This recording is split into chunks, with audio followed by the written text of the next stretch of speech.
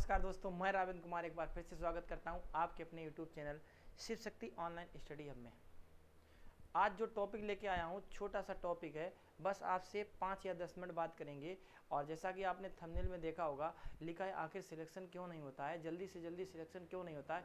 इसी के बारे में कुछ एनालिसिस किया हमने, कुछ बच्चों से मिले, कुछ जो सिलेक्टेड हो गए, हमारे बड़े लोग या हमसे छोटे जो लोग भी मिले उनसे भी मिले, और हमने देखा, उनसे अनुभव लिया कुछ, और उसी अनुभव को हम साझा करना चाहते हैं आप लोगों के साथ।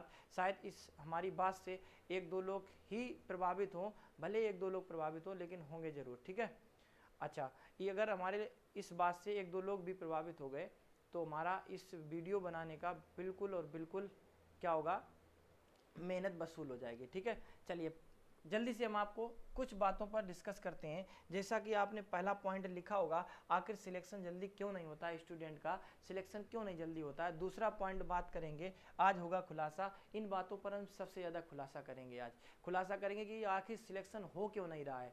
तो हमने कई अपने मतलब छात्र भी थे जो लग चुके हैं, जैसे बात करें एग्ज़ाम में, वनडे एग्ज़ाम या किसी एग्ज़ाम में, कई भी स्टूडेंट हैं, उनसे हमारी बात हुई, और कई फिर से बता रहे हैं हम आपको। और कई ऐसे लोग थे जो हमसे, मेरे मित्र थे, मेरे साथी थे, मेरे बड़े लोग थे, टीचर्स थे मेरे, वो लोग सिलेक्ट हुए, उनसे बात हुई, कई लोगों से हमने बात की, और इसी बात पर बहुत गहराई तरीके से हमने बातचीत को रखा और समझा, और उसी बात को हम आपके साथ साझा करना चाहते हैं कि आखिर सिलेक्शन होता क्यों नहीं है।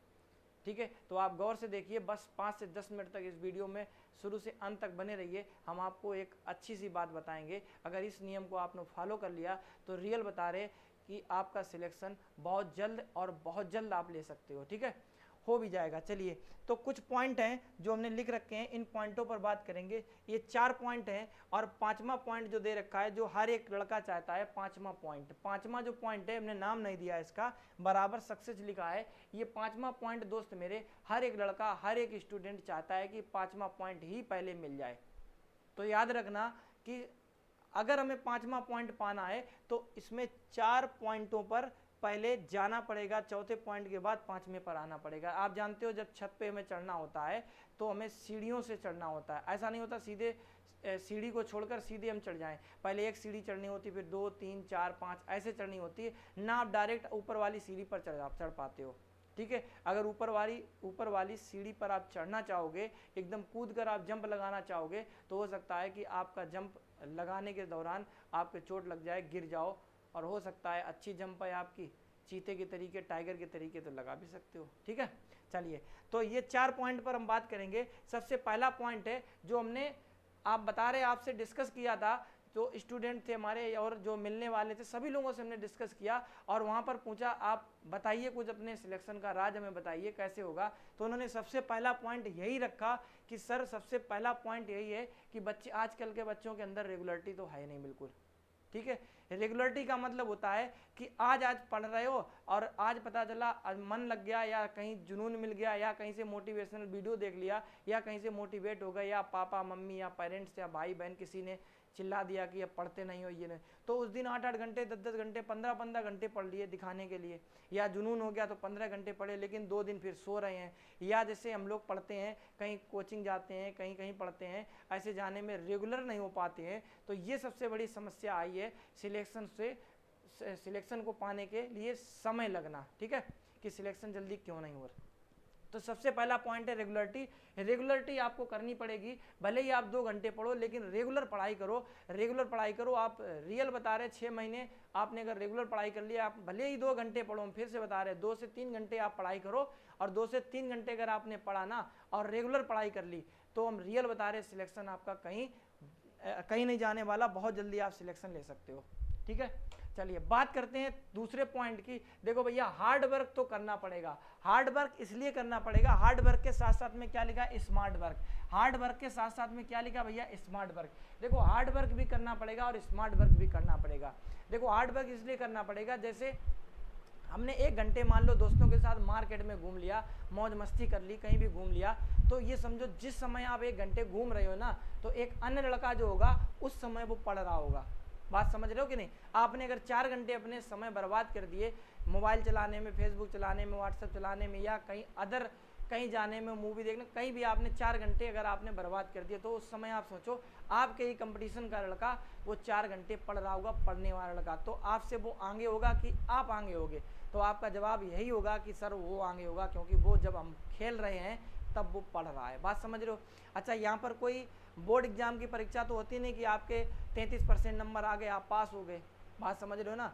यहाँ तो आपको मेरिट में आना है, इसका मतलब अपने दोस्त से भी आगे तुम्हें बढ़ना है। बात समझ रहे हो? तो जब अपने दोस्त को पीछे छोड़ोगे तभी आप आगे जा पाओगे। ठीक है, चलिए, तो आपको हार्ड वर्क के साथ में स्मार्ट वर्क। स्मार्ट वर्क का मतलब आप समझते हो, हार्ड वर्क का मतलब समझते हो। हार्ड वर्क तो करना ही करना है कि हमें रेगुलर पढ़ाई करनी है, मेहनत से पढ़ना है। स्मार्ट वर्क, इसमें अंतर क्या होता है? स्मार्ट वर्क वो होता है कि एक लड़का ऐसा होता है जो 15-15 घंटे पढ़ता रहता है, और वो चीज़ें पढ़ता है जो पेपर में आती नहीं है। बात समझ लो ना? जैसे पहले एक टारगेट बनाओ कि मैं जैसे पुलिस का एग्जाम की तैयारी हम कर रहे हैं, मान लो पुलिस एग्जाम की तैयारी कराए, सिलेबस हमने डाउनलोड किया, क्या क्या चैप्टर आने, बस उतना ही पढ़ना है। अगर हमें सिलेक्शन लेना है, अगर हमें उसके साइंटिस्ट बनना है, उसके खोजकर्ता बनना है, हमें रिसर्च करना है उस पर, तो आपको पढ़ना पड़ेगा पूरा।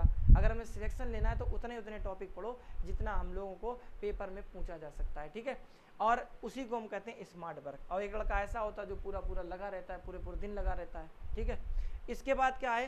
रिवीजन। सबसे मोस्ट इंपॉर्टेंट है रिवीजन। जो आपको, जैसे आपने 7 दिन में पढ़ा, 7 दिन में पढ़ने के बाद आपको संडे को रिवीजन जरूर करना होगा। ठीक है, रिवीजन नहीं करोगे तो आप पिछला वाला भूल जाओगे। जैसे 7 दिन आपने 6 दिन पढ़ाई की, और 6 दिन पढ़ने के बाद 7वें दिन जब आए, और 7वें दिन जैसे संडे आया आपका, ठीक है, तो संडे को क्या करोगे? आप लोग रिवीजन करोगे, और रिवीजन करने के बाद ऐसे 7 दिन का रिवीजन, फिर 15 दिन हो गए, 15 दिन का रिवीजन, फिर 1 महीने हो गया, 1 महीने का रिवीजन। एक दिन ऐसा बनाओ कि 1 महीने का रिवीजन, फिर 2 महीने का रिवीजन, 3 महीने रिवीजन, ऐसे 6 महीने। 6 महीने सिर्फ तैयारी करो, और 6 महीने में ही कम से कम 10 से 12 बार, 15 बार रिवीजन ऐसे करो, जो जैसे हमने बताया पहले 7 दिन का, फिर 15 दिन का, फिर महीने भर का। तो रिवीजन बहुत ज़रूरी है। फिर लास्ट पॉइंट है पैशंस, जो ज़्यादातर लड़कों के अंदर नहीं होती है। पैशन मतलब धैर्यता, वो सबके अंदर नहीं पाई जाती है। ठीक है, धैर्यता बहुत ज़रूरी है। और धैर्यता जो होगी, धैर्यता का मतलब समझे, पहले आपने अच्छे से पढ़ाई कर ली, उसके बाद पढ़ने के बाद